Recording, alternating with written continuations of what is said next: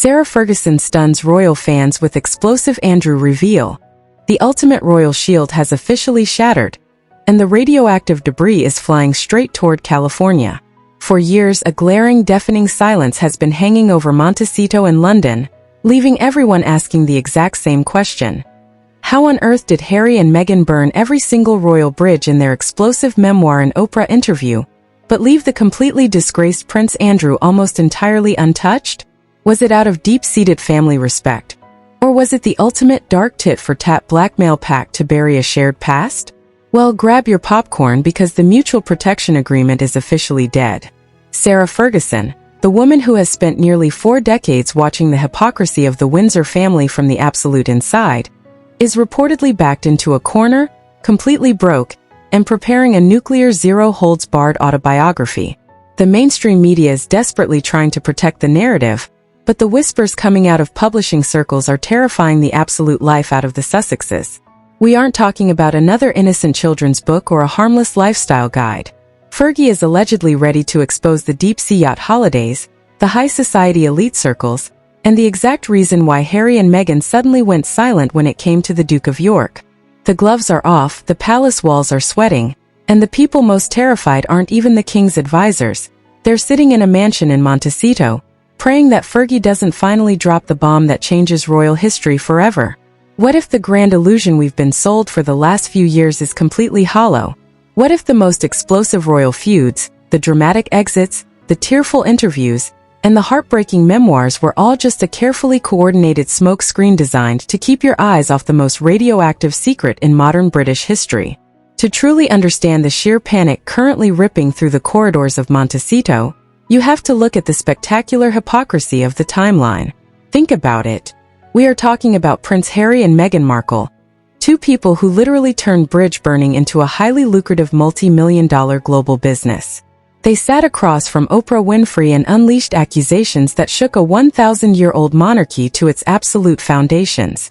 They signed massive Netflix deals to detail their profound persecution, and Harry wrote an entire global bestseller detailing every single grievance, every sideways glance, and every physical altercation he ever had with his brother inside the palace walls. They spared absolutely nobody. King Charles was painted as an emotionally distant father. Queen Camilla was described as a calculating villain who sacrificed Harry on her personal public relations altar, and Prince William was framed as an aggressive, hot-tempered arch-nemesis. They went after the courtiers, the palace machinery, the British press, and the entire institutional framework. And yet, through all of this relentless scorched earth campaign, when it came to Prince Andrew, the Duke of York, a man whose public reputation was quite literally being obliterated on the global stage, Harry and Meghan chose to say absolutely nothing. Let that sink in for a second. The silence is not just deafening. It is completely unnatural. In the entirety of a 400-page memoir filled with petty complaints about shared bedrooms and borrowed lip gloss, Prince Andrew receives exactly one microscopic paragraph. And even that single paragraph wasn't an attempt to hold his uncle accountable or expose his deeply problematic associations. No, it was just a localized complaint by Harry about his own personal security arrangements being taken away while Andrew got to keep his. It was entirely self-serving. Why the sudden extreme restraint? Why did two people who felt completely liberated to expose the deepest, darkest secrets of the future king suddenly draw a hard protective line around the most controversial figure in the family? The mainstream media has consistently refused to ask this glaring question, but the answer is finally starting to leak out through the cracks of a crumbling royal circle, and it points directly to a classic, high-stakes game of mutual blackmail. It was a silent, unspoken pact of absolute survival. You don't mention my past, and I won't mention yours. Enter Sarah Ferguson, the Duchess of York. For nearly 40 years, Fergie has lived in the chaotic outer orbit of the British royal family. She is a woman who has been consistently underestimated, publicly ridiculed, frequently marginalized, and deeply financially unstable.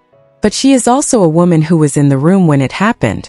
She sat at the Christmas tables, she listened to the private conversations, and she watched the exact moment Meghan Markle entered the royal firm. More importantly, because Harry and Meghan were notoriously isolated from William and Catherine, they heavily gravitated toward the York family during their time in the UK.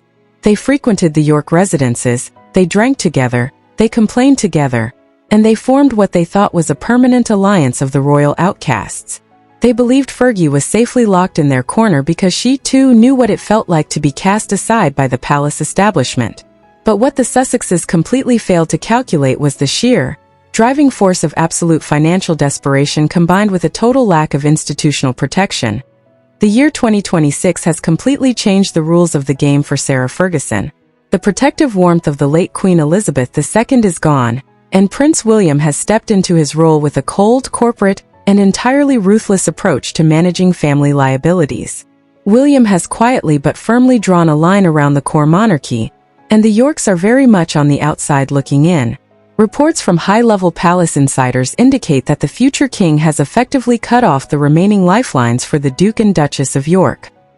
He has heavily pushed for their eviction from the historic Royal Lodge, blocked them from major family appearances, and ordered a thorough forensic financial audit of their secondary business ventures and international funding streams. For Fergie, who is currently surviving on borrowed high-end villas, expensive trips to ultra-exclusive Swiss wellness retreats, and dwindling commercial opportunities, the financial walls are completely closing in. She is staring down a reality of being entirely broke, deeply humiliated, and permanently cast out by the institution she spent decades defending. And history tells us exactly what Sarah Ferguson does when she is backed into a financial corner and has nothing left to lose. She writes, back in 1996, in the immediate raw aftermath of her highly publicized divorce from Prince Andrew, she published a memoir so incredibly candid and revealing that it instantly cost her the lifelong friendship of Princess Diana over a single throwaway line about borrowing shoes. Fergie is not a woman who calculates the long-term diplomatic fallout when a multi-million-dollar publishing advance is sitting on the table. She moves on raw emotion, survival instincts, and a profound need to secure her own future. Now, with major global publishing houses reportedly circling her with offers of a massive $20 million advance for a real, unvarnished, no-holds-barred autobiography, Fergie is looking at the ultimate payday. She has written over 60 books throughout her career, ranging from children's stories to historical fiction, so she understands the exact mechanics of the publishing industry. She knows precisely what the public wants, what the executives are willing to pay for, and what kind of content commands global front-page headlines. She watched Prince Harry do it to his own family, she watched the world grind every detail to pieces, and she realizes that she is sitting on a narrative that is 10 times more explosive than anything written in the pages of Spare. The terror currently gripping the Sussex camp stems from one simple, unassailable fact. Sarah Ferguson is not an outside commentator spinning wild conspiracy theories.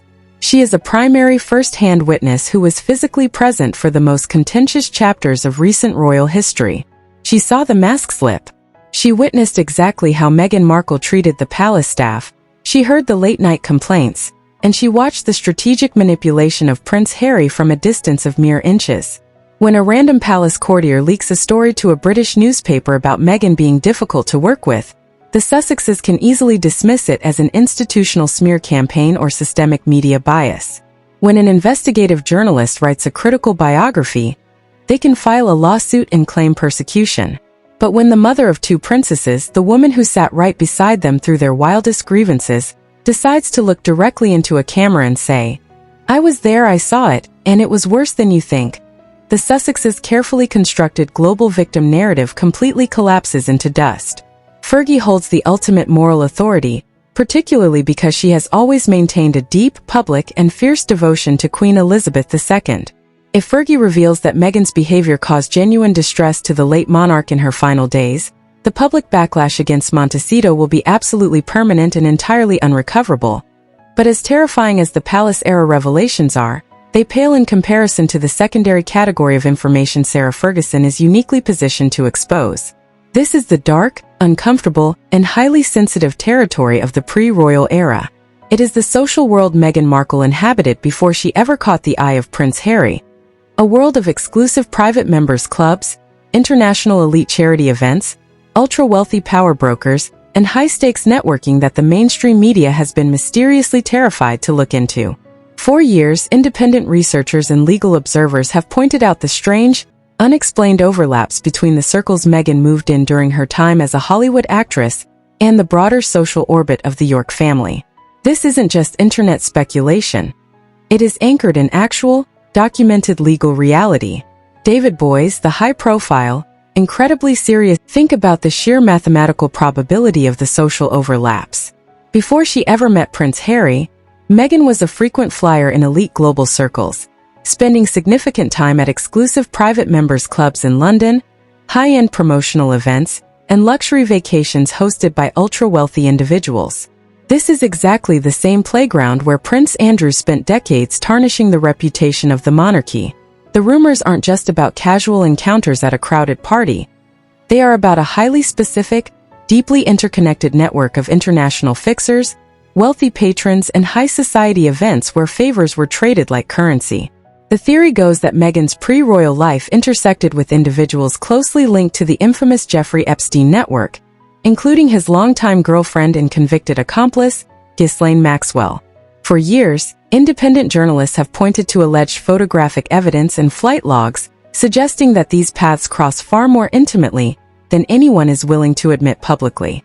If Meghan possessed first-hand knowledge of who was attending these exclusive gatherings, who was flying on private jets, and who was staying at luxury villas, she wasn't just an outsider looking in. She was holding a live grenade with the pin pulled out.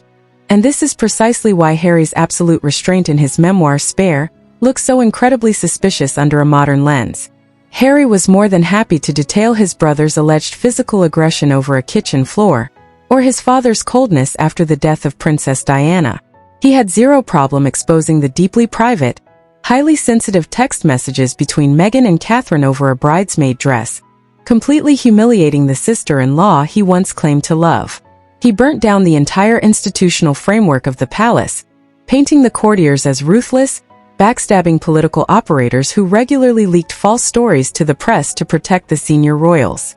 Yet, when it came to his uncle Andrew, a man whose catastrophic public downfall, disastrous television interview, and multi-million-dollar legal settlement with a victim of sexual abuse had single-handedly brought the monarchy to its lowest point in modern history, Harry suddenly developed a severe case of diplomatic amnesia.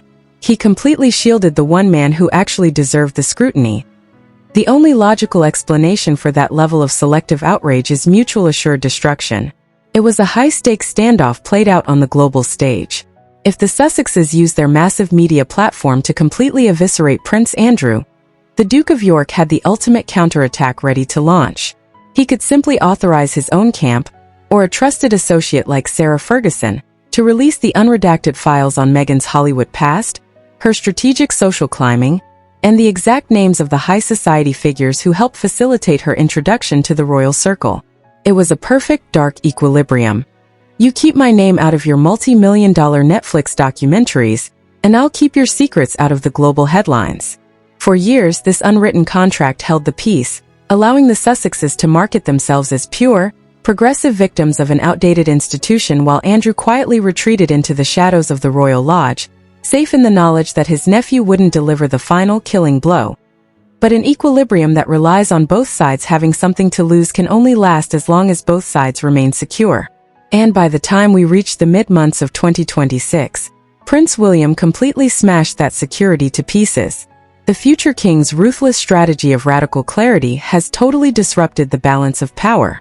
William doesn't care about old family arrangements, he doesn't care about unspoken pacts born out of past scandals, and he certainly doesn't care about protecting the comfort of the York family. By aggressively moving to choke off Andrew and Fergie's financial lifelines, freezing their access to official family funds, and demanding a forensic audit of their personal business dealings, William inadvertently took away the one thing that was keeping Sarah Ferguson quiet, her survival. With the York princesses Beatrice and Eugenie being actively pushed to the cold periphery of the institution, stripped of their official roles, and excluded from major family events, Fergie realized that the palace was never going to reward her loyalty. The bridge was already on fire, and William was the one holding the match. This financial starvation campaign has turned Sarah Ferguson into the most unpredictable and dangerous variable in the entire royal equation. She is a woman who has spent decades maintaining a lavish, high-flying lifestyle on a completely empty bank account. She relies entirely on the generosity of wealthy international friends, borrowed luxury accommodations, and desperate commercial deals to stay afloat. When you combine that level of acute financial pressure with the bitter realization that your family has been permanently discarded by the future king, The motivation to protect anyone else's secrets completely evaporates. Publishing executives, sensing blood in the water, have moved in like sharks. They know that a standard royal biography full of polite anecdotes about tea with the Queen won't sell in today's cutthroat market. To command a record-breaking $20 million advance that can instantly solve her lifelong financial crises, Fergie has to deliver something genuinely sensational. She has to deliver the truth behind the silence. The panic currently rippling through the Sussex mansion in Montecito is palpable because they know that Fergie holds all the cards. She doesn't just know about the pre-royal era. She was also the ultimate insider during the hyper-turbulent Sussex years inside the palace. Because Harry and Meghan were locked in a bitter, icy cold war with William and Catherine almost from day one, they looked for allies within the wider family. They found those allies in Beatrice and Eugenie, the two sisters who had also grown up feeling overshadowed and marginalized by the direct line of succession. The Sussexes regularly visited the Yorks, using their private spaces to vent their frustrations, map out their grievances, and plot their eventual escape from the royal machinery. Fergie was right there in the middle of it all, playing the role of the sympathetic older outcast who understood exactly how cruel the institution could be. But what Harry and Meghan completely forgot in their arrogance is that Fergie's sympathy had a very sharp, non-negotiable boundary: her deep, almost religious devotion to Queen Elizabeth II.